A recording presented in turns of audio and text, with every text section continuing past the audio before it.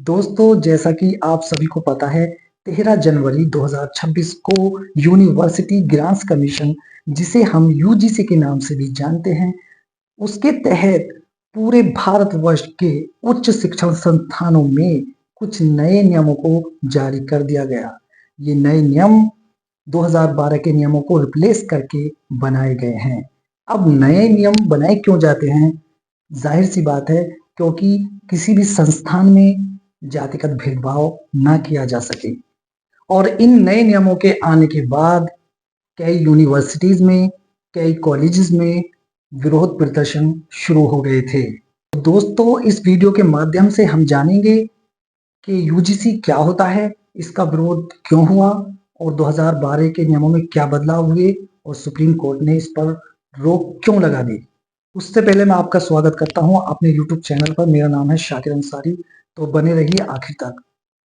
तो यूजीसी का काम क्या होता है? ये जो है, जितने भी भारत में संस्थान है, उच्च शिक्षण संस्थान है, उन सबको रेगुलेट करता है, उनका प्रमोशन और उनके लिए रूल्स प्रोवाइड कराता है, ताकि किसी भी संस्थान में किसी व्यक्ति के साथ, छात्र के साथ कोई भेदभाव ना हो सके या किसी और अन्य आधार पर किसी भी तरह का भेदभाव ना किया जा सके।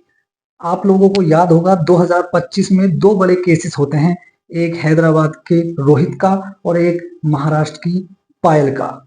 उन केसेस में सुप्रीम कोर्ट ने यूजीसी को 8 हफ्तों का वक्त दिया था। सुप्रीम कोर्ट ने यूजीसी को कहा था कि 8 हफ्तों के अंदर कड़े कानून लाइए और आप अपनी इन कमियों को सुधारने की कोशिश कीजिए।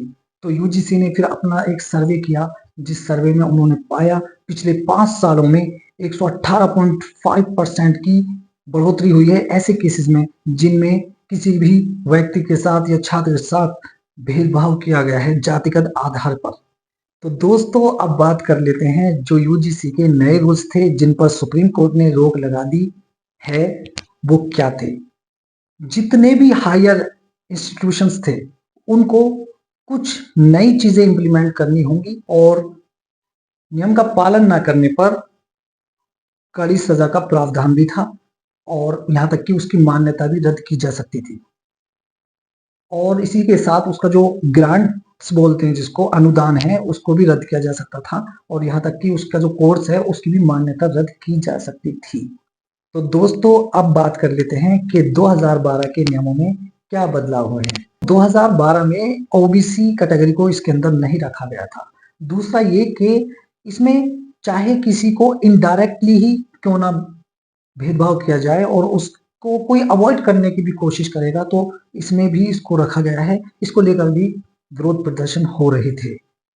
इसके बड़े बदलाव में से एक बड़ा बदलाव ये भी है कि जितने भी हायर एजुकेशन इंस्टीट्यूट होंगे, उनको अपने यहाँ पर कुछ कमेटी फॉर्म्स करनी पड़ेंगी, जिनमें से नंबर 1 पर आता है इक्वल अपॉर्चुनिटी सेंटर।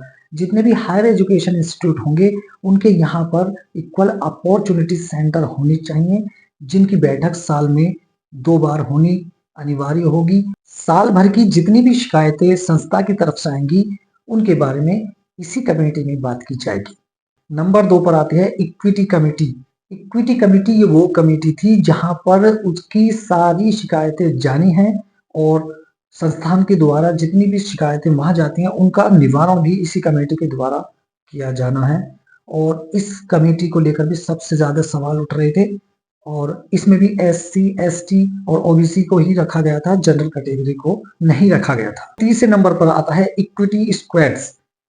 इसका दरअसल काम क्या होगा, जहां पर भी कोई भी संस्थान हो, उसमें जो भी कैंटीन होती है और जो भी क्लासरूम्स होते हैं, वहां पर किसी के साथ कोई भेदभाव तो नहीं हो रहा, वो इसी का काम होगा। दोस्तों, इसी के साथ नंबर 4 पर इक्विटी एम्बेसडर भी होंगे और वो छात्रों के बीच रहकर उनका विश्वास जीतेंगे और उनके संपर्क में रहेंगे।